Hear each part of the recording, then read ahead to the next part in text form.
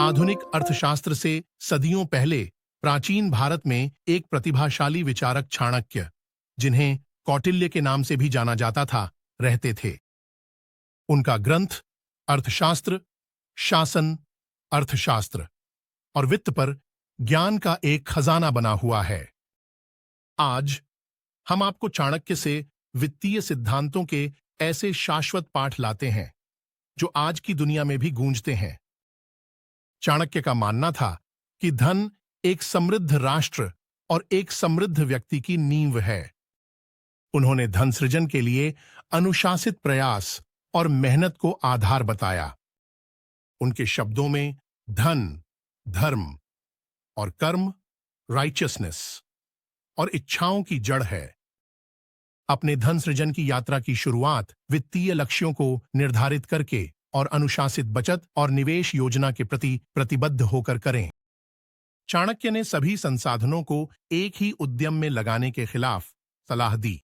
उन्होंने जोखिम को कम करने और स्थिर विकास सुनिश्चित करने के लिए विविधीकरण पर जोर दिया। जैसे आपको नदी की गहराई को दोनों पैरों से नहीं परखना चाहिए, वैसे ही आपको सभी संसाधनों को एक ही अवसर में नहीं लगाना चाहिए। बाजार की उतार चढ़ाव से बचने के लिए निवेशों का एक विविधीकृत पोर्टफोलियो बनाएं। चाणक्य ने पूर्व दृष्टि और योजना के महत्व पर जोर दिया। उन्होंने वित्तीय योजना की तुलना खेती से की।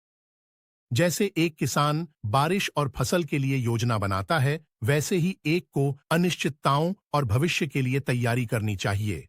एक आपातकालीन फंड बनाएं, दीर्घकालिक संपत्तियों में निवेश करें और अपनी सेवानिवृत्ति की योजना बनाएं ताकि आप अपने वित्तीय भविष्य को सुरक्षित कर सकें।